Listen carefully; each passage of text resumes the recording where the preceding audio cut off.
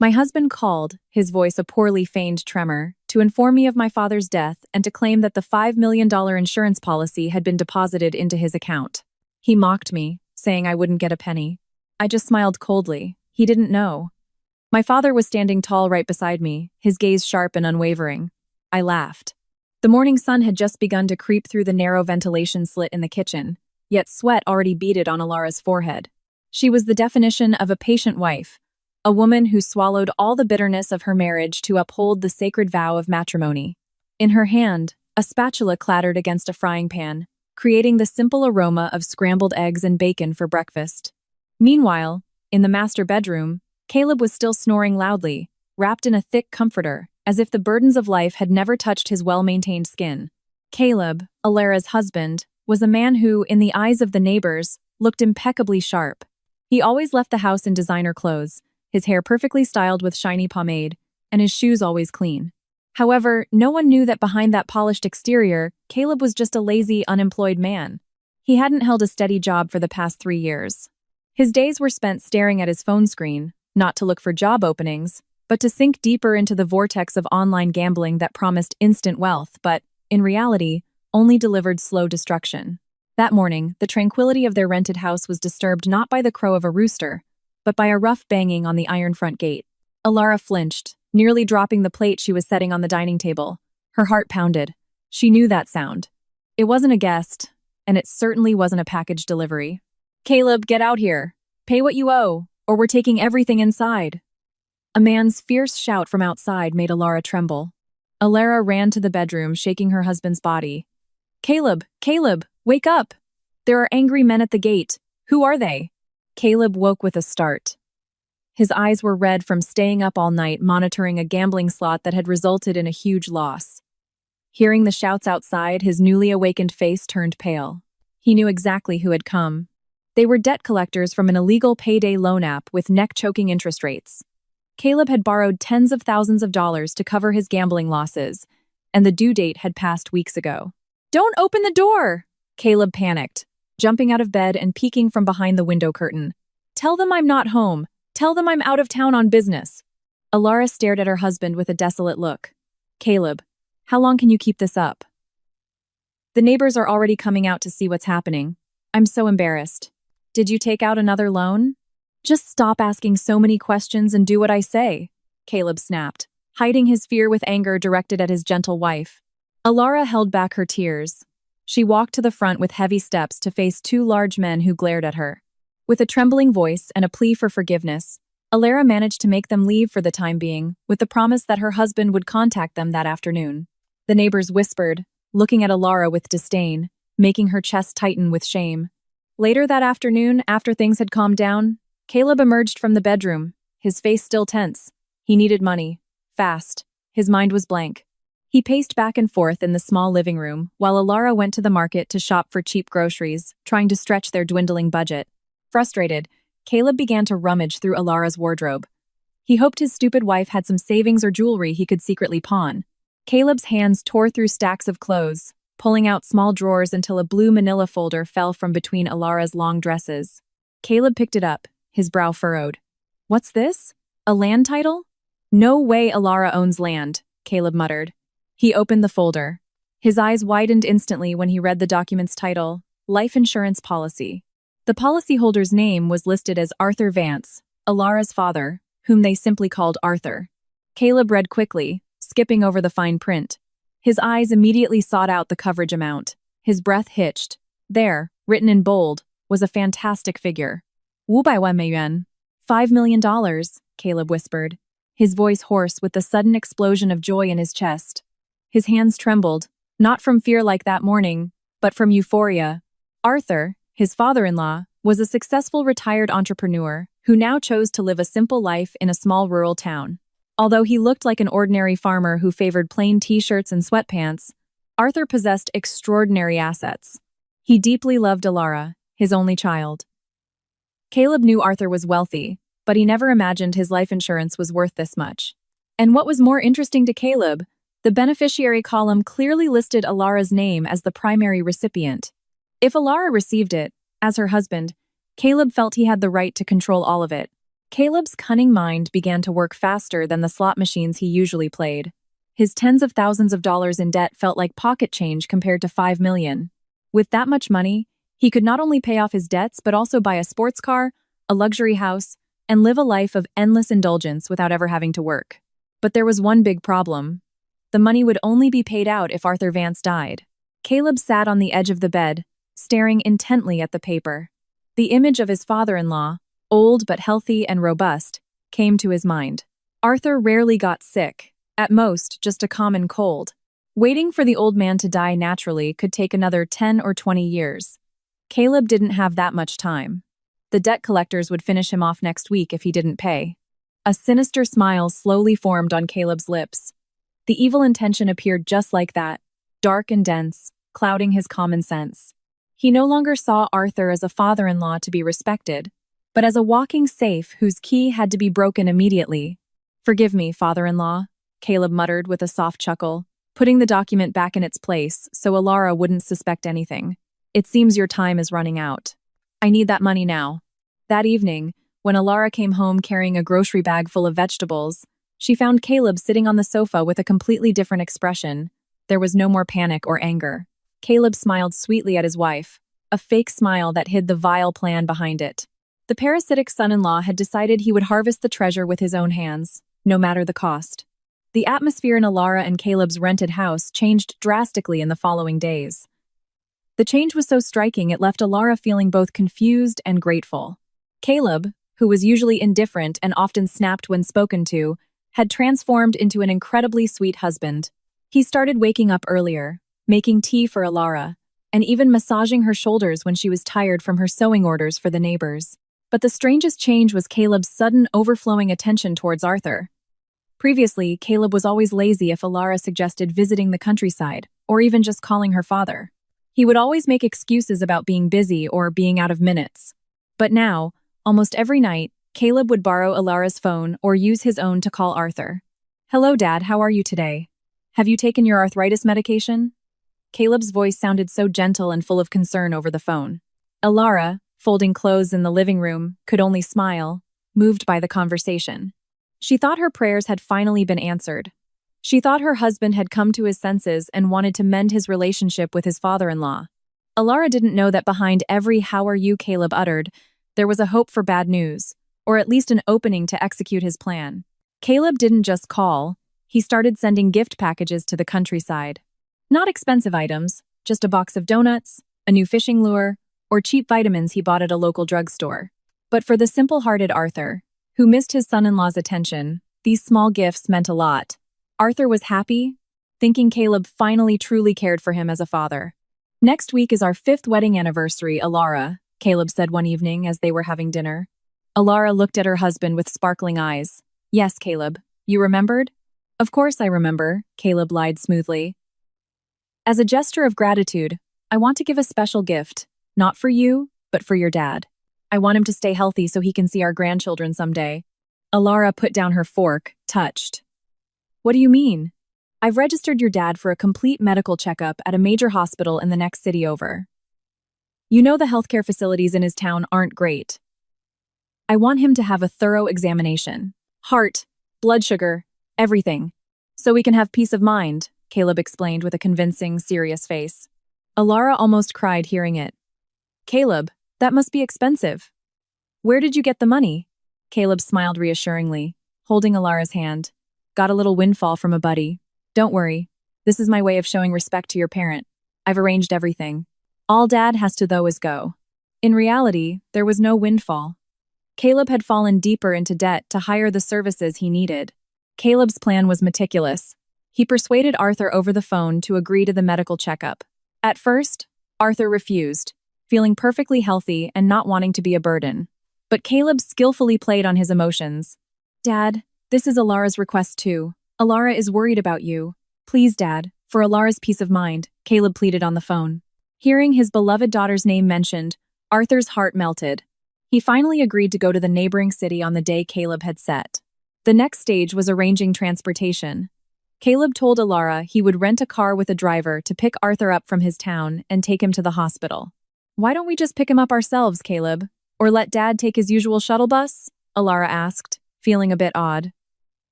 Caleb was usually incredibly stingy. Why was he now willing to spend money on a private car rental? Alara, honey. Caleb cut in quickly, hiding his nervousness. Our vehicle is that beat-up motorcycle. It would be a shame for Dad to ride on the back for that long. If I rent a car and drive, I'll be exhausted driving back and forth.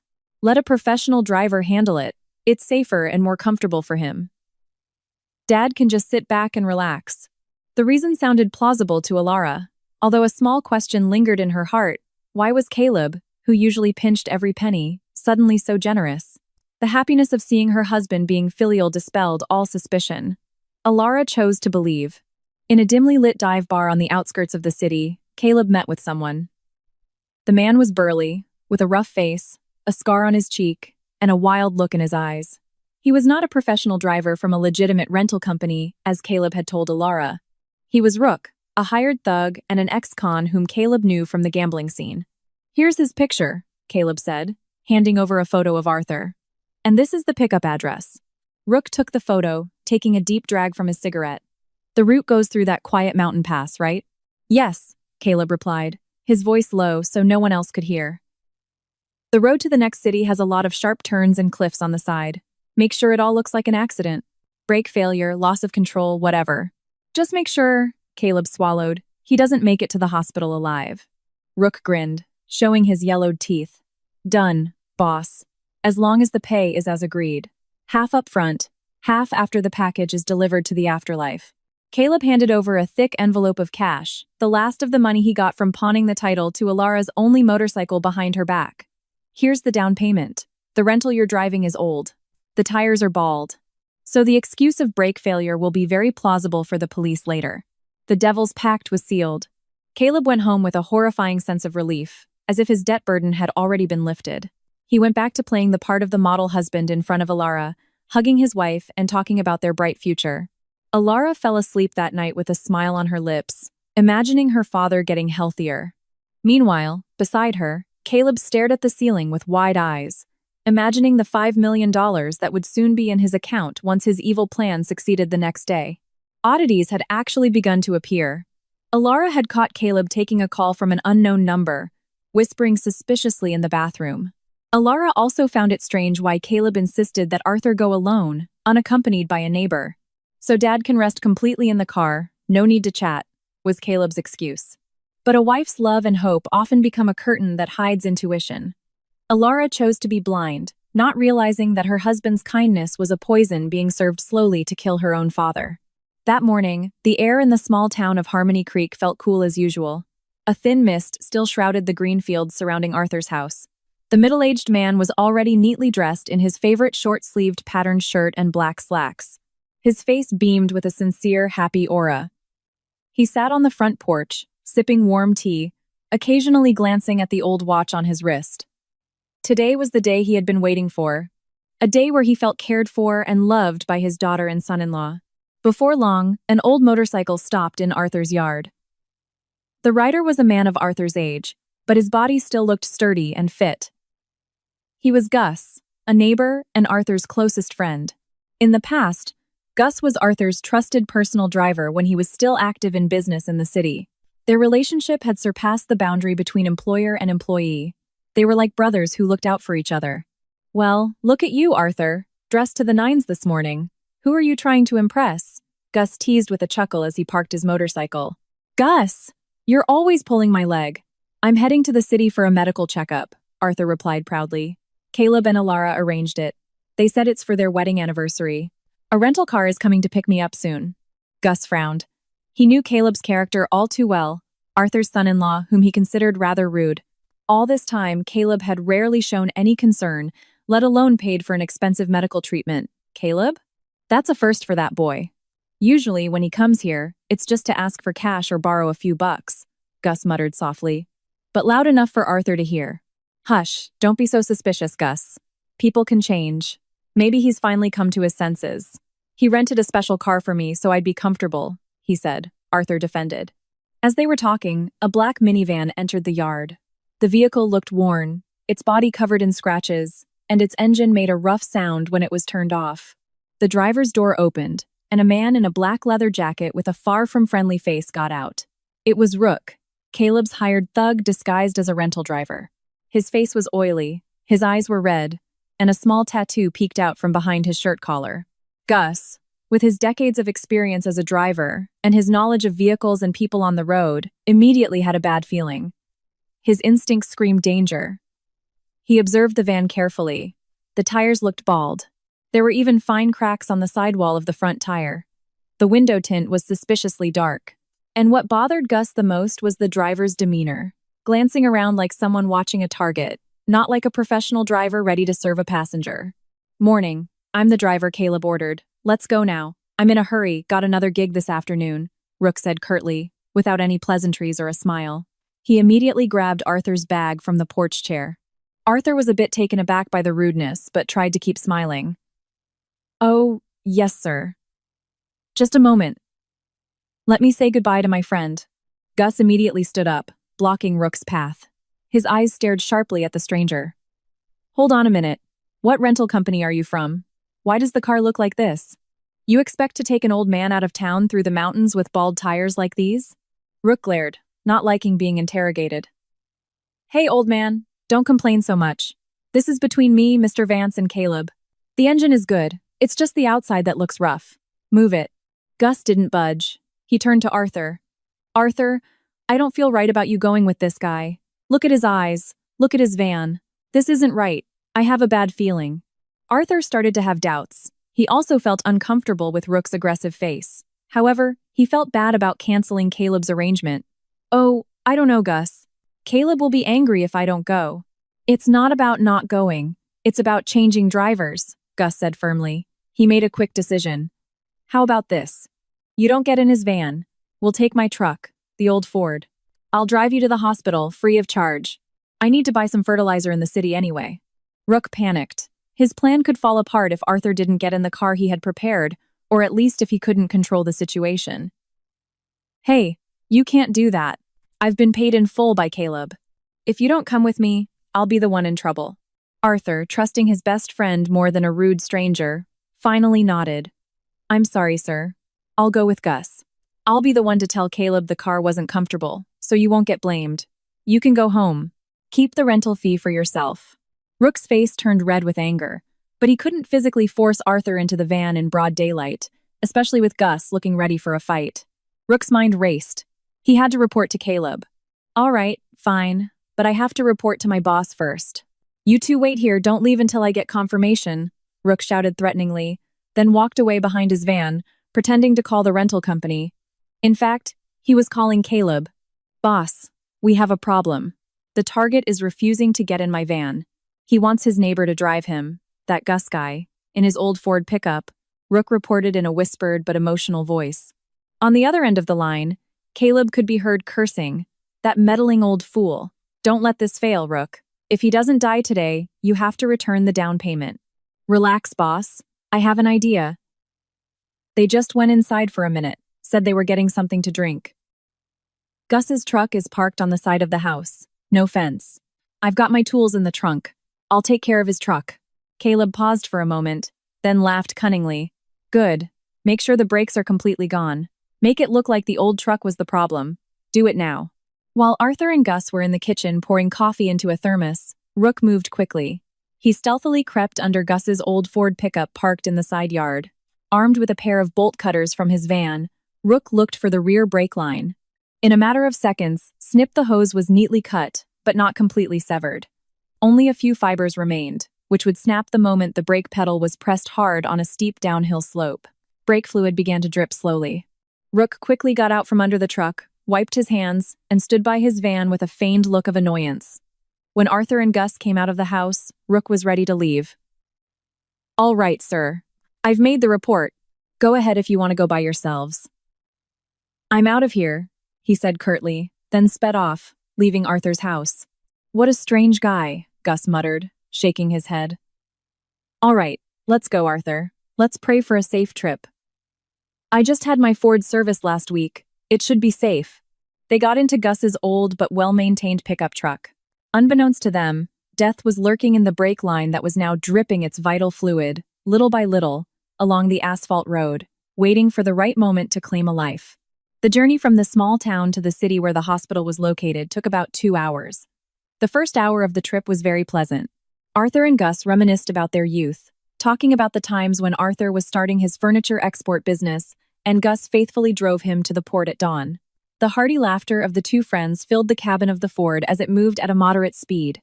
The truck's air conditioning wasn't very cold, but it was enough to ward off the heat of the rising sun. "Alara is lucky to have a husband who's starting to be considerate," Arthur said, looking out the window at the cornfields that were beginning to be replaced by forests. "I used to worry she had chosen the wrong man. But seeing Caleb's effort today, it feels like half my burden is gone." Gus just smiled faintly, his eyes still focused on the road. In his heart, he still harbored suspicion, but he didn't want to spoil his friend's mood. "I hope so, Arthur. A father's blessing goes a long way. With any luck, your daughter and son-in-law will be just fine." The road began to climb and twist. They were entering a mountainous region, an alternative route that cut through the hills to get to the city faster. This road was known for being deserted and having extreme terrain. Steep inclines immediately followed by long, precipitous descents, with a gaping ravine on the left and sheer rock cliffs on the right. "Well, here we go.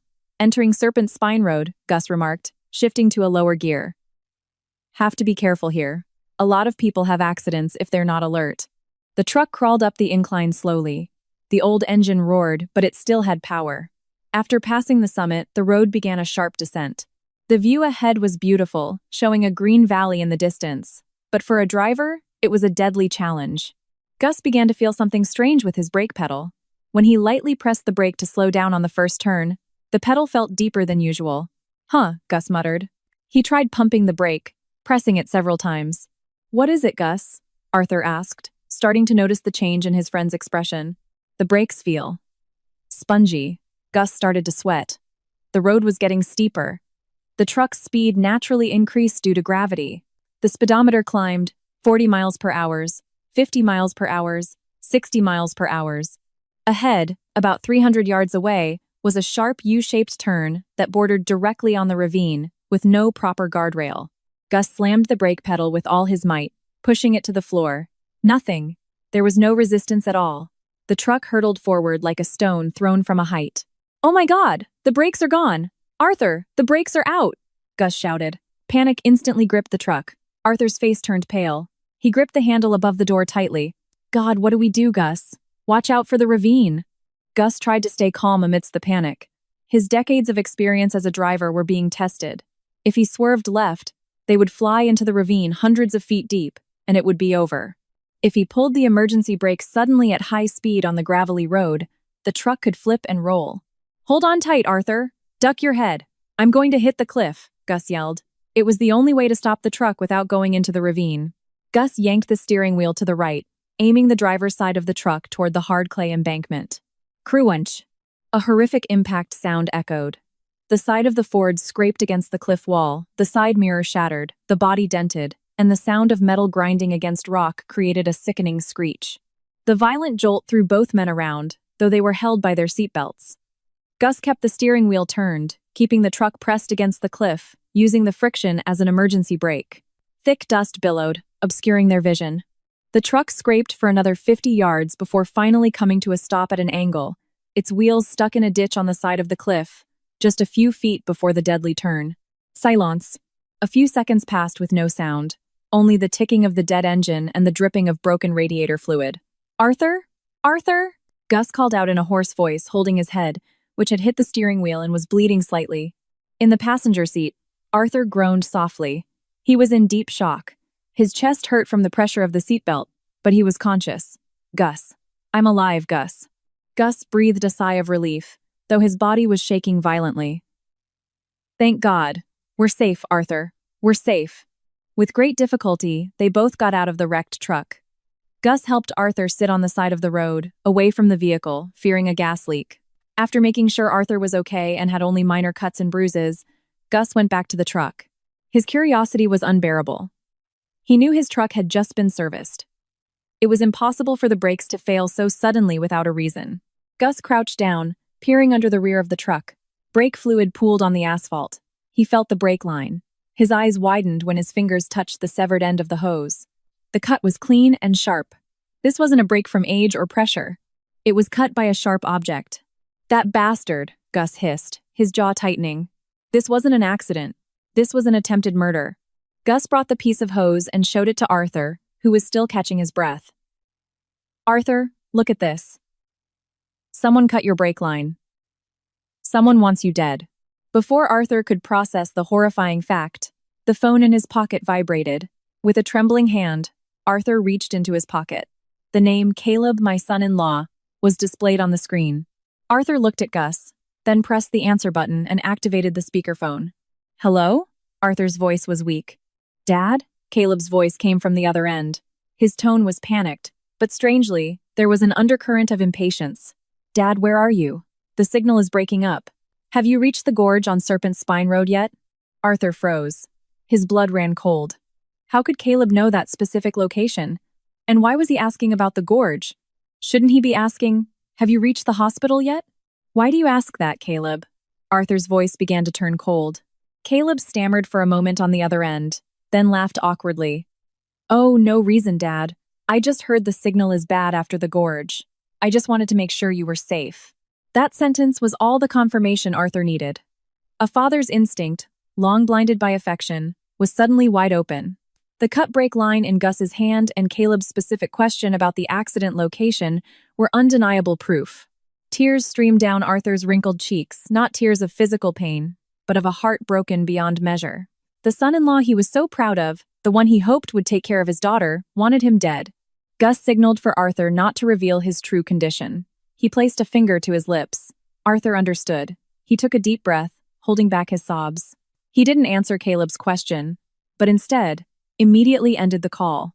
It was him, Gus, Arthur whispered, his voice trembling with anger and sorrow. He wanted me to die in that ravine. Gus clenched his fists. We can't let this go, Arthur. We have to make him pay. But for now, let's get to the hospital for a checkup and to document your injuries. Let that snake Caleb think his plan succeeded. In the distance, the siren of a passing patrol car grew closer. Arthur looked up at the bright blue sky, swearing in his heart that he would repay his son-in-law's fake tears with a lesson he would never forget for the rest of his life. The real drama had just begun. The atmosphere in the emergency room of the regional hospital was suffocating. The pungent smell of alcohol mixed with the scent of medicine was enough to make anyone unaccustomed feel nauseous. But Alara didn't notice any of it. She ran down the hospital corridor, her breath coming in ragged gasps, ignoring the security guard who told her not to run. Her tears had dried on her cheeks, leaving behind a trail of sheer panic.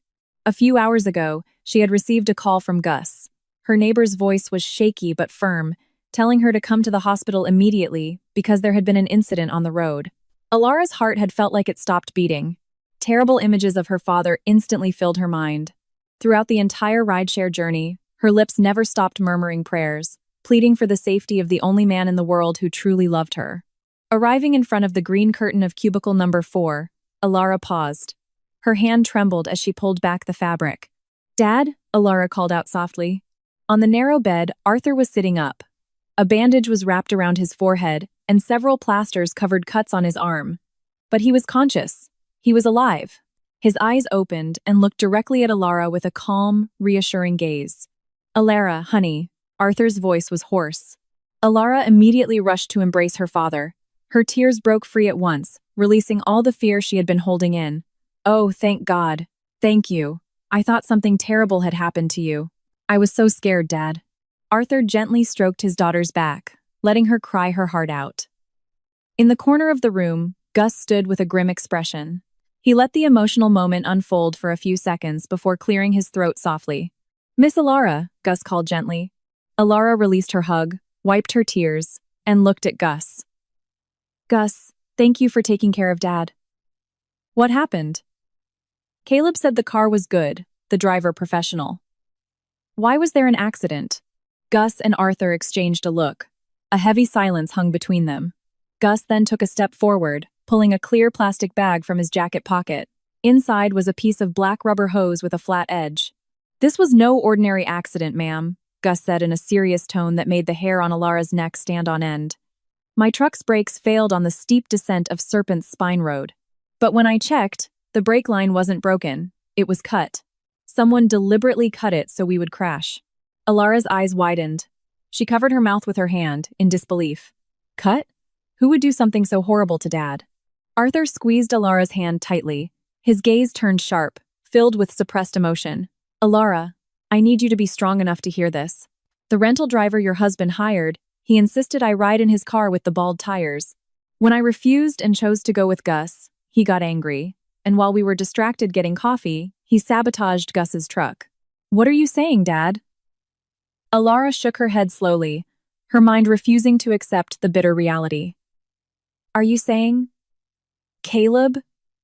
Caleb planned it? Alara, Arthur said firmly. He called me just now, asking if I had reached the ravine. He knew the location. He wanted me to die. Alara's world felt like it was collapsing. The husband she had served, the one she thought had changed for the better, was the mastermind behind the attempted murder of her own father. Pain, disappointment, and anger mixed into one, making her chest feel incredibly tight. Suddenly, the phone in Alara's bag rang loudly. She flinched. She reached into her bag and looked at the screen. My dearest husband was displayed. A contact name she had once written with so much love now felt disgusting. Alara looked at her father, confused. It's Caleb calling. Arthur took a deep breath and gave a firm signal. Answer it, Alara. But don't say I'm alive. Put it on speaker so we can hear what he wants. With a hand trembling with rage, Alara slid the green icon and touched the speakerphone symbol. Hello, Caleb, Alara's voice shook, which to Caleb on the other end sounded like the tremor of grief. Alara! Caleb's voice exploded, accompanied by the sound of deeply fabricated sobs. Oh, God, no. Alara, you have to be strong. Alara bit her lower lip so hard it hurt. She looked at her father, who was sitting upright in front of her, alive and well. What is it, Caleb? What's wrong? Just now the police called me. Caleb lied smoothly. In reality, the one who called him was Rook, the hired thug, who lied that the job was done so he could escape and collect the rest of his payment. They said the car carrying your father went into the ravine at Serpent's Spine Road. The car exploded. Alara. Dad. He died at the scene. His body was burned beyond recognition. A moment of silence filled the ER, as Alara, Arthur, and Gus listened to the vile performance with boiling blood. Caleb truly thought his father-in-law was ashes. Caleb, are you serious? Alara asked, her voice now turning cold. However, Caleb was too lost in his own fantasy to notice. Suddenly, Caleb's tone changed drastically. His fake crying stopped instantly, replaced by a tone of arrogance and triumph. Listen, Alara, you don't have to be so sad. After all, that old man was over the hill. It was his time to go, Caleb said casually, as if talking about a cat hit by a car, not a human being. The important thing is, I've already checked his insurance policy. The claim for your father's life insurance is worth $5 million. And as your husband, I've already taken care of everything. The money will be transferred to my account as the head of the household and heir. Alara clenched her fists so tightly her knuckles turned white. Her eyes stared blankly at the phone. She wanted to scream, to curse her husband as a devil. Caleb continued his rant, revealing more of his true colors. You're a useless wife, Alara. All this time, you've only been good for cooking and cleaning. You can't make money. So don't you dare expect a single dime from this $5 million. This is my share. I'm the one who's been taking care of your father lately. So it's only fair that I get to enjoy the rewards. You just stay at home and be a maid like always. Got it? Those words pierced Alara's heart. Not because she was sad to be insulted, but because she realized how blind she had been. She had loved a monster. She looked at Arthur. The old man no longer looked sad. Arthur's face was now hard, his jaw clenched, and his eyes blazed with the fury of a father who would not let his child be trampled on. Alara took a deep breath, trying to calm her racing heart. She looked into her father's eyes, seeking strength. Arthur nodded slowly, giving her a signal to stay calm. Alara smiled. Not a happy smile, but a cold, terrifying one.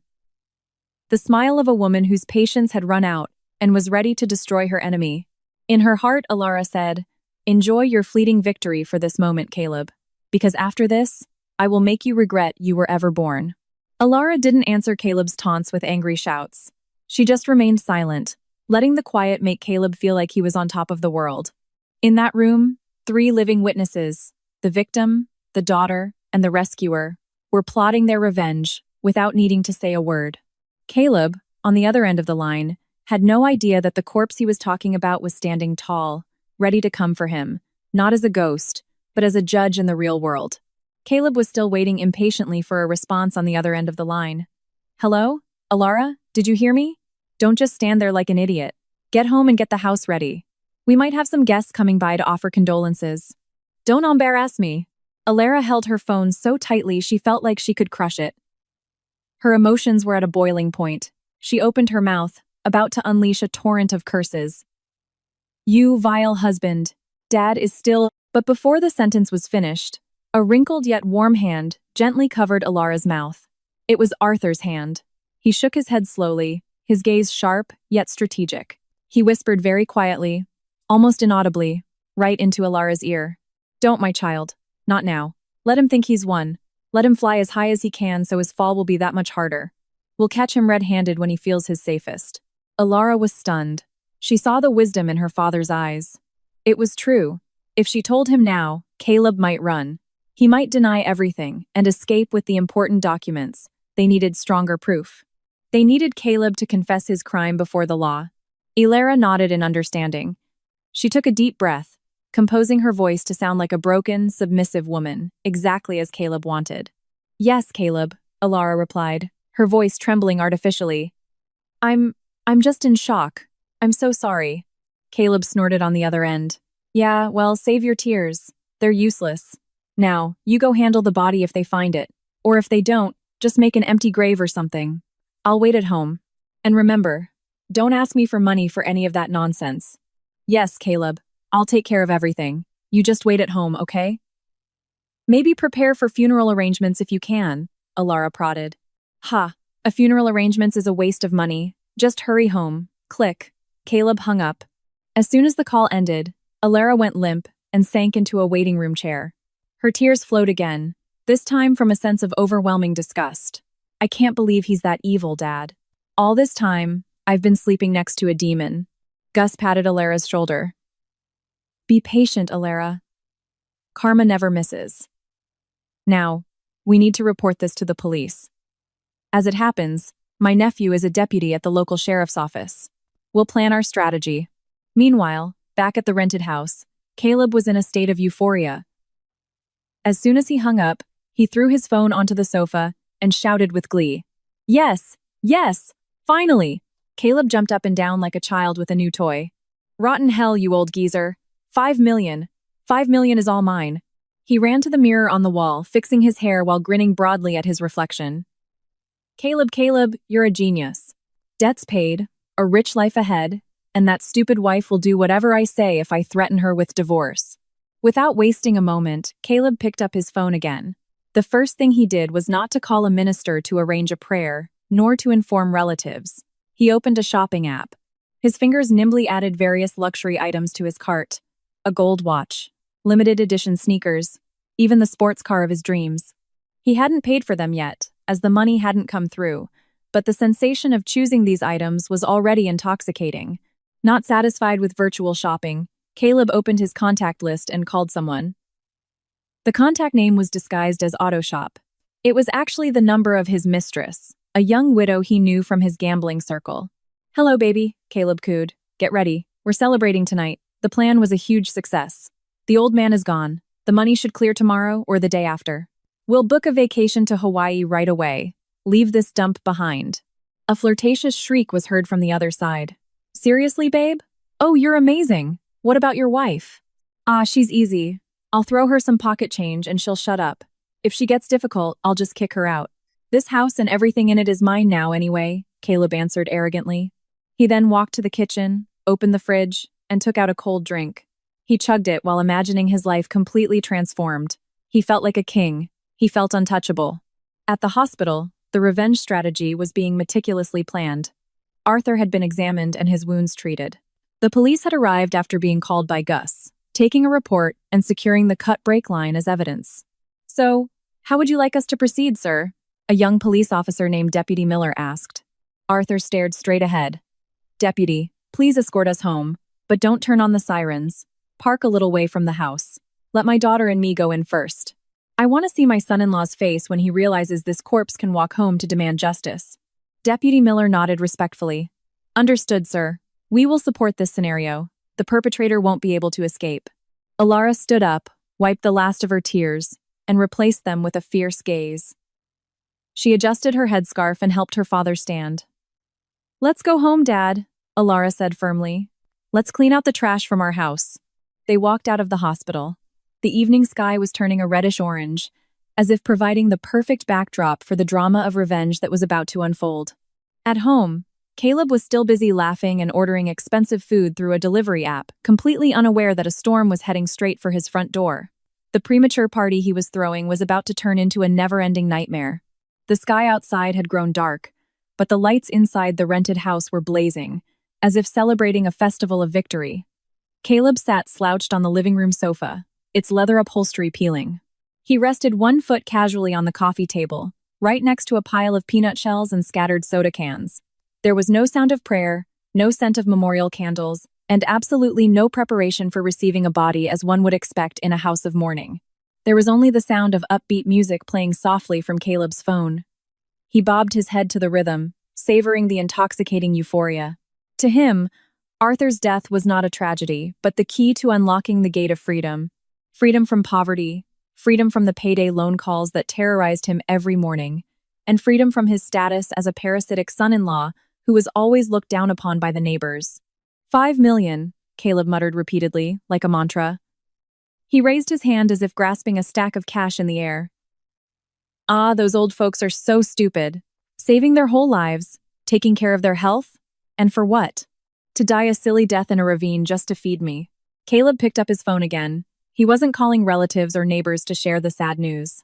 Instead, the number he dialed belonged to a man named Rico, a shady insurance agent he knew from the gambling tables. Rico was a crucial part of Caleb's backup plan to smooth the way for the fund disbursement. Hey Rico, is everything set? Caleb asked with an urgent tone as soon as the call connected. All set, boss. I've got the paperwork ready. Rico's voice came from the other end, slightly hoarse from cigarette smoke. But are you sure they won't find the body? If there's no death certificate from a hospital, the claim gets a bit tricky. Caleb laughed dismissively. Relax. That ravine on Serpent's Spine is deep, Rico. The forest below is dense. If a car explodes there, all that's left is ash. I'll pay someone at the county clerk's office to issue a death certificate for a tragic accident. You just handle your contact at the insurance company so they don't ask too many questions. I'll give you 100 grand. Clean. How's that for a deal? 100 grand? Okay, deal. I'll get the administrative process started now. Consider it cleared by tomorrow or the day after. Caleb ended the call with a wide grin. He felt like a genius. He felt like he had the world in his hands. His mind began to wander to the luxury car showroom he often passed. He imagined himself stepping out of a bright red sports car, wearing sunglasses, while Alara, his naive wife, would be nothing more than a maid in his new mansion. Or perhaps he would divorce her after the money was in his name. After all, without her father, Alara was just a weak woman with no one to lean on. His overconfidence made Caleb's behavior even more erratic. He got up from the sofa and walked around the small house, his eyes sweeping over every corner with a look of disgust. Ugly cabinet. Gone, he said, kicking an old buffet. Cheap rug. Burn it, he muttered as he stepped on the living room carpet. His steps halted in front of the living room wall. A family photo in a wooden frame hung there. The photo was taken 5 years ago at his wedding to Alara. In the center of the photo, Arthur sat on a chair, smiling proudly with his hand on Caleb's shoulder. At that moment, Arthur had looked so happy, entrusting his only daughter to the man he trusted. Caleb stared at Arthur's face in the photo with hatred. He felt as if Arthur's smile in the picture was mocking him, mocking his failure as a man who couldn't provide for his wife, mocking his unemployed status. "What are you smiling at, you old coot?" Caleb hissed. "You think you're so great with your wise advice? Work hard, Caleb. Be honest, Caleb." "Ha, what a load of crap. Look who's winning now." With a rough movement, Caleb took the picture frame off the wall. Without a second thought, he smashed it onto the floor. Crash! The glass shattered into 1,000 pieces, scattering across the cold tile. Arthur's photo now lay among the shards, a small tear across his face from a piece of glass. Caleb felt no guilt. In fact, he stomped on the photo with his sneakers, twisting his heel on his father-in-law's face as if putting out a cigarette butt. This house is mine now. There will be no trace of you left here, he said coldly. Suddenly, the sound of hurried footsteps came from the kitchen. Mrs. Gable, a middle-aged woman who sometimes did ironing for the neighbors and happened to be there dropping off laundry, ran out, startled by the sound of shattering glass. Caleb, oh my goodness, what happened? Why did you smash the photo? Mrs. Gable asked, her face pale. She saw the broken glass and Caleb's furious expression. Caleb turned, his eyes glaring. His emotions were unstable, a mix of criminal adrenaline and the arrogance of phantom wealth. Hey, who told you to come out here? Just mind your own business. Don't meddle in a rich man's affairs. Mrs. Gable jumped back, shocked at being yelled at like that. Caleb was usually curt, but never this harsh. I'm sorry, Caleb. I was just startled. That photo of Mr. Vance is Alara's favorite. I don't give a damn, Caleb cut her off rudely. From now on, I'm the boss here. Alara is nothing. And you, if you still want to work here, shut your mouth or get out. I can hire a younger, faster maid. Now get out. Terrified, Mrs. Gable quickly gathered her things and ran out the back door, not daring to look into Caleb's eyes, which seemed possessed. Caleb grunted with satisfaction. He felt an absolute sense of power. He had just thrown someone out, destroyed property, and faced no consequences. He felt untouchable by law or karma. Outside, the night grew deeper. A strong wind blew, shaking the trees and carrying a bone-chilling cold. But Caleb didn't feel it. He sat back down on the sofa and opened a food delivery app. This time he ordered an expensive steak and a jumbo-sized pizza food he had only ever seen in commercials. A good meal before I have to fake cry in front of Alara, he thought with a chuckle. Meanwhile, several miles away, a silent convoy was moving through the night. No wailing sirens, no flashing blue lights. An unmarked police van drove at a moderate speed, followed by Gus's old Ford pickup, its side dented.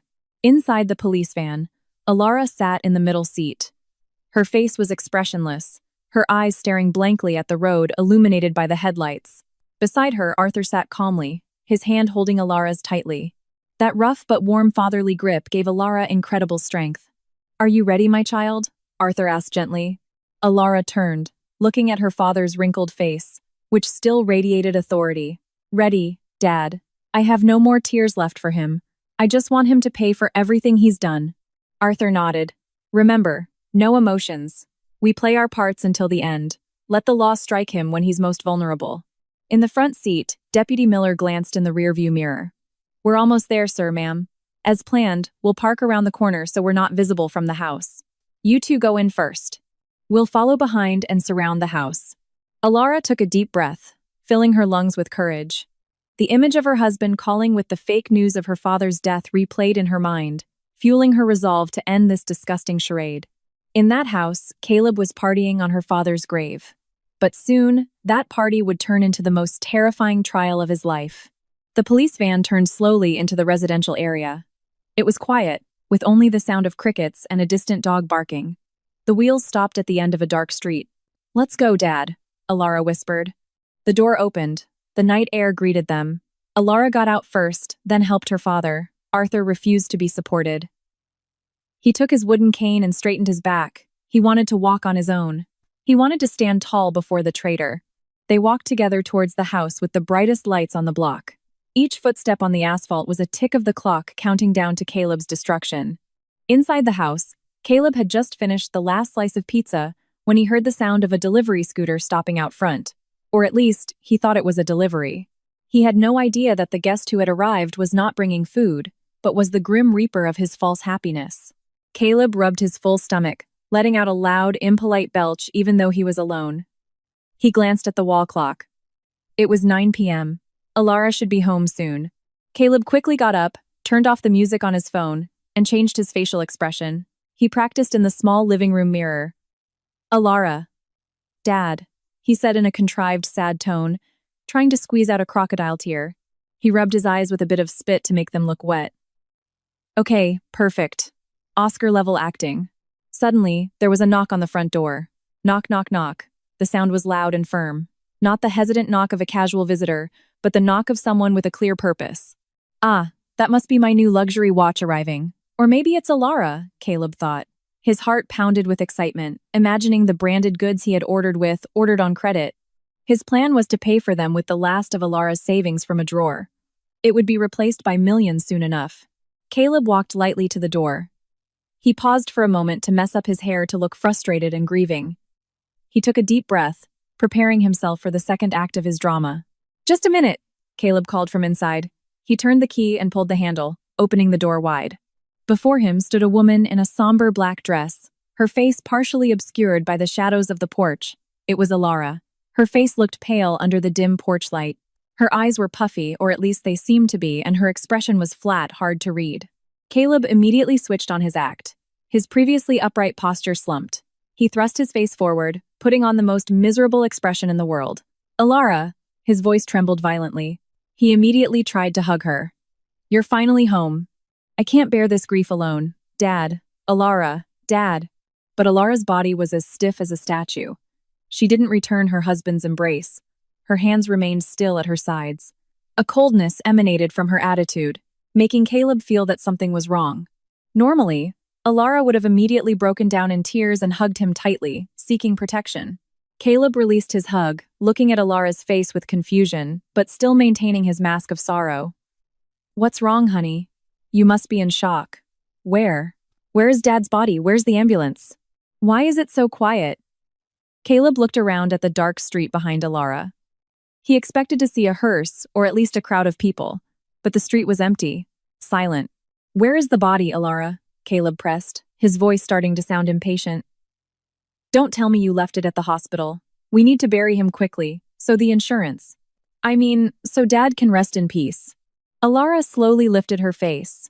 Her gaze pierced straight into Caleb's eyes. For the first time in their years of marriage, Caleb saw a terrifying courage in the eyes of his obedient wife. "Are you sad that Dad died, Caleb?" Alara asked in a low, flat, emotionless voice. Caleb stammered. "Yes, of course I'm sad. Are you crazy? He was my father-in-law. I thought of him as my own father." "Why would you ask that?" "Oh, I see." Alara nodded slowly. The corner of her lip lifted slightly, forming a cynical smile that made Caleb's courage shrink instantly. "If you miss Dad so much, Caleb, you don't have to be sad." "What do you mean?" Caleb's brow furrowed. His heart began to pound unpleasantly. Alara took a step back and shifted her body to the side, making way for a dark figure who had been standing behind a porch pillar out of Caleb's view. "Dad is right here," Alara said calmly. Caleb's eyes bulged. His breath caught in his throat. From behind the pillar's shadow, an old figure walked forward slowly. The sound of a wooden cane hitting the porch floor sounded like a death knell to Caleb. Tap, tap, tap. The porch light slowly illuminated the figure's face. The wrinkles, the sharp eagle-like gaze, and the white bandage wrapped around his forehead. It was Arthur, breathing, and very, very angry. "Dad?" Caleb's voice was a choked, barely audible squeak. His face, which had been red from his fake crying, now turned deathly pale. His legs trembled so violently his knees knocked together. He stumbled backward, nearly tripping over the threshold. "A ghost! It's a ghost!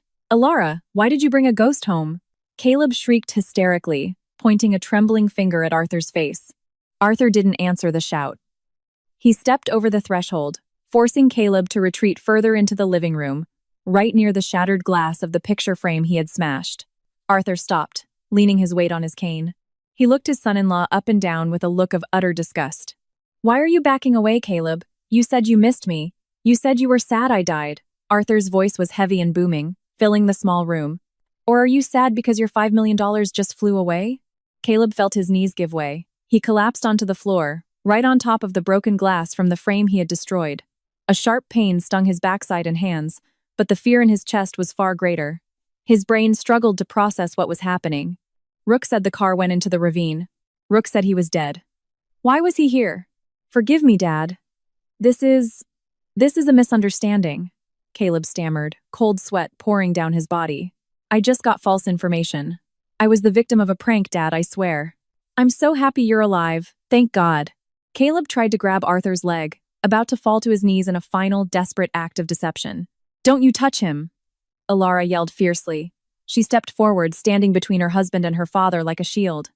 "Save your act, Caleb. We know everything. The gorge, right? You were very specific about that on the phone. How did you know the accident was there unless you planned it?" Caleb was speechless. His mouth hung open like a fish out of water. Checkmate. He couldn't deny that detail. And if you still want to deny it? Another heavy voice emerged from the doorway. Gus walked in, holding the plastic bag with the severed brake line. Behind him, Deputy Miller and two uniformed officers entered with stern faces, their hands already on their handcuffs. Here's your proof, Gus said, throwing the plastic bag in front of Caleb. A cleanly cut brake line. Your hired driver, Rook, was caught at the county line half an hour ago. He's been singing like a canary about who hired him. Caleb's world crumbled. The living room that had felt like a king's palace now shrank into a prison cell. He looked around. The expensive food he had ordered was still warm on the table. The music on his phone was off. And in front of him stood the people ready to deliver his punishment.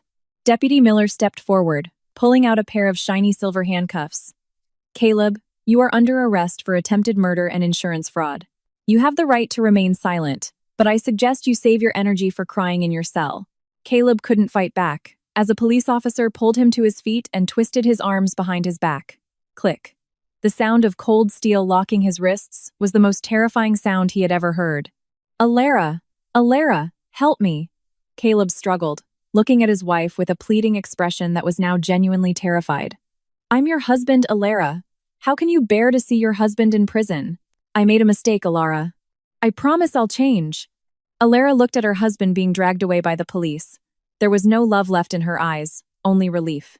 She reached into her bag and pulled out a brown envelope she had prepared. It wasn't from a lawyer, but her own handwriting on a legal document. Alara threw the envelope in Caleb's face. Those are my divorce papers, Alara said coldly. This house was rented with my father's money. The things in here were bought with my father's money. You have nothing here but your sins. Take your fake tears and get out, Caleb. I'm done. Caleb was dragged out of the house, past the porch where he had stood so arrogantly, past the neighbors who were beginning to gather, curious about the police car. His cries for help slowly faded, swallowed by the darkness of the night, leaving Alara and Arthur in the now quiet living room. Arthur looked at his daughter and opened his arms. Alara immediately hugged her father tightly. This time, she cried with relief. The house was a mess because of Caleb's actions, but that night, the air inside felt cleaner and fresher than ever before. The parasite had been uprooted, down to its very core. That night, the siren of the police car, finally switched on as it left the neighborhood, became the most terrifying lullaby for Caleb. He sat squeezed in the back of the patrol car, flanked by two stoic, burly officers. His hands, cuffed behind his back, felt stiff and sore, but the physical pain was nothing compared to the chaos in his head. The stares of the neighbors peeking from behind their fences, the whispers of the women he used to greet with arrogance, and the cold gaze of Alara standing on the porch, it all swirled in his mind like a broken record replaying the scene of his downfall. As the car sped through the quiet night towards the sheriff's station, Caleb still tried to formulate an alibi. His cunning mind worked feverishly to find a loophole. He thought about blaming Rook entirely, claiming he was blackmailed, or even pretending to be insane. But every time he remembered the phone call and the image of Gus holding the cut brake line, his courage failed him. The evidence was too real, his crime too exposed to be covered by new lies. Meanwhile, in the now spacious rented house, Alara was sweeping up the broken glass from the picture frame. The rhythmic sound of the broom against the tile floor calmed her racing heart. Arthur sat on the same sofa where Caleb had just been celebrating, but the aura he exuded was entirely different. There was no greed, only the serenity of a father who had successfully protected his child. Alara gathered the shards into a dustpan and threw them in the trash. The simple act felt deeply symbolic. She wasn't just throwing away physical trash, but also the remnants of a bad memory of the man who had slept beside her for 5 years, yet intended to murder her father. That's enough, my child. Get some rest. We still have to go to the station tomorrow to give our statements, Arthur said gently, seeing his daughter looking exhausted but with a fierce light in her eyes. Alara shook her head, putting the broom in a corner. I'm not tired, Dad. I actually feel refreshed. It's like waking up from a long nightmare. I want to pack up Caleb's things tonight. I don't want to see his clothes tomorrow morning. That night, Alara spent her time stuffing all of Caleb's clothes into old cardboard boxes. The designer shirts bought with borrowed money, the tight jeans he was so proud of, the collection of shoes he cared for better than he cared for his wife Alara, packed them all without folding. There were no tears of sadness, only a feeling of disgust. Every piece of clothing she touched reminded her of how blind she had been, how often she had yielded to his ego. She then stacked the boxes on the front porch, ready to be taken away, perhaps to a landfill or donated to a shelter if anyone would have them. The next day, in the gray-walled interrogation room of the sheriff's office, Caleb sat across from Deputy Miller. Caleb's face was haggard, his eyes swollen from a sleepless night in the cold, foul-smelling holding cell. In the corner of the room, Rook also sat handcuffed, glaring at Caleb with a look of pure vengeance. It turned out Rook felt betrayed because Caleb hadn't immediately transferred the rest of the promised payment, which made him eager to talk when he was arrested. "Caleb," Deputy Miller's voice broke the silence, his tone calm but intimidating. "Rook here has confessed to everything. He said you hired him to cut the brake line on Gus's truck after Miss Vance refused to get in the rental. You also promised him a $50,000 payment if the accident successfully killed your father-in-law.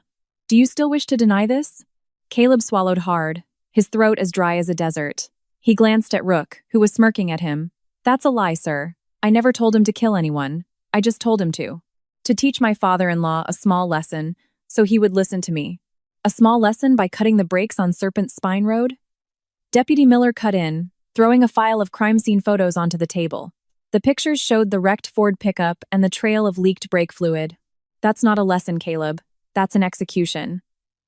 We've also examined your phone. We found your chat history with an insurance agent named Rico about falsifying a death certificate, as well as your search history, how to claim life insurance without a body. Digital evidence doesn't lie." Caleb was struck silent. His defenses crumbled. He realized that Rico, his accomplice, must have also been caught. The net of the law had closed in on him from all sides. He bowed his head, his shoulders shaking not with remorse for his evil intentions, but with regret that his genius plan had turned out to be so fragile and foolish.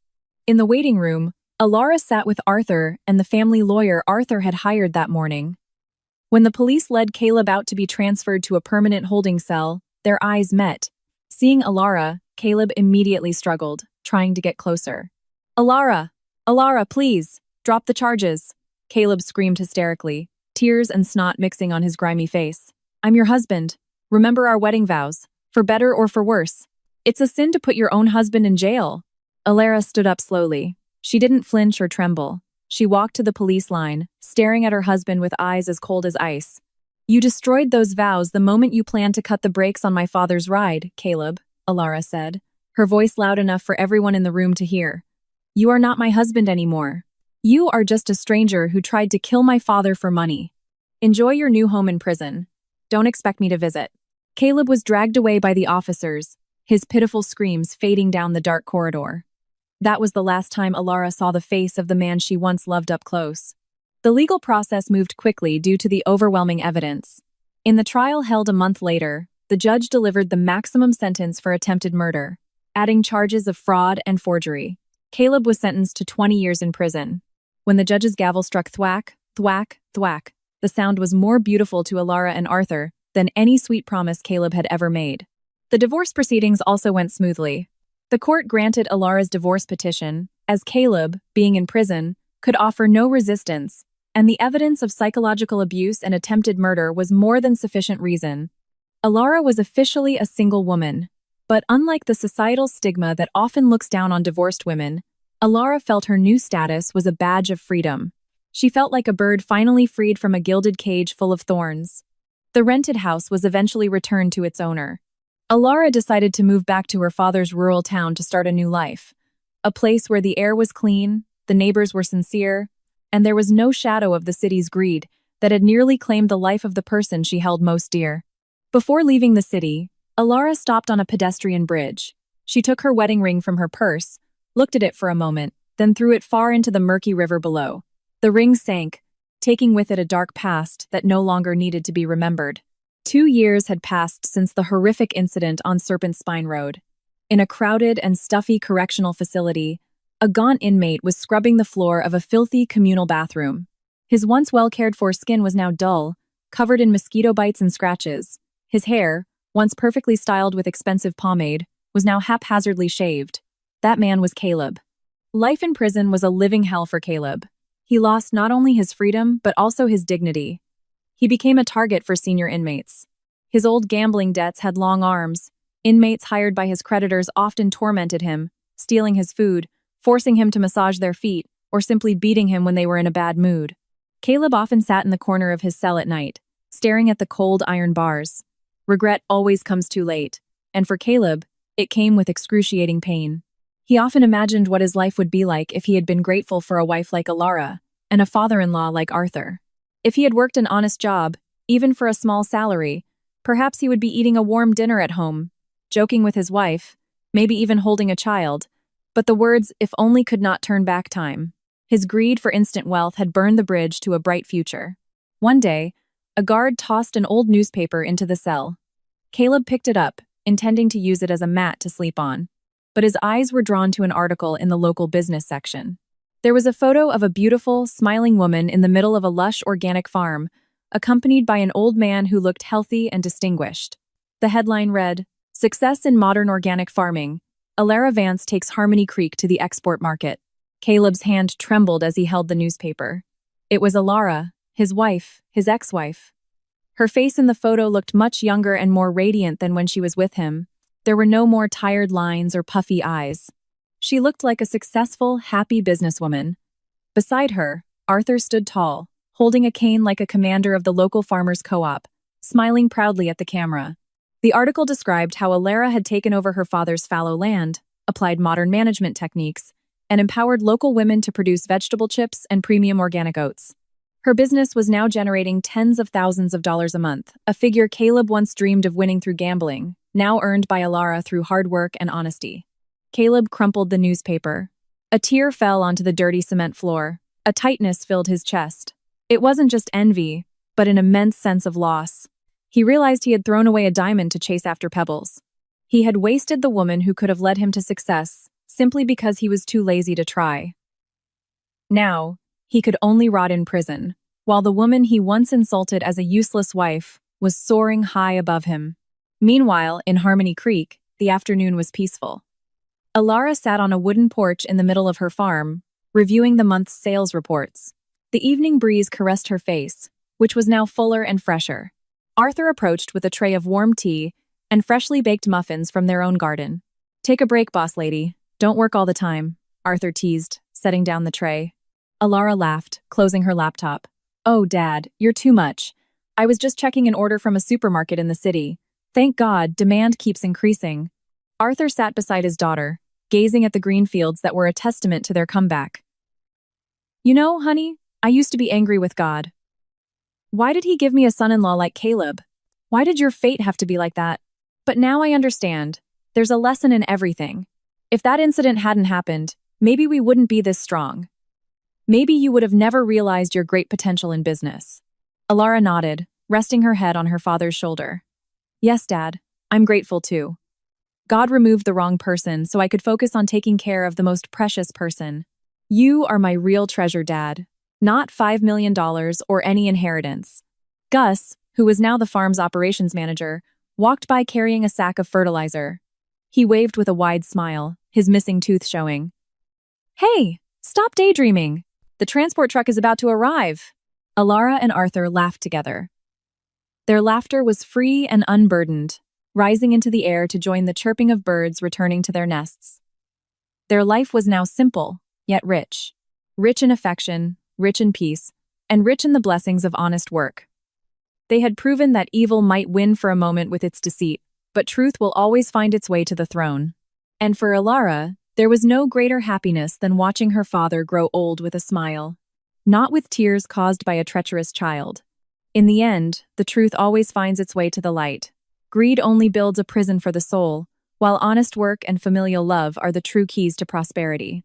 Those who try to break the bond of a family for their own selfish gain will ultimately be destroyed by the very traps they set.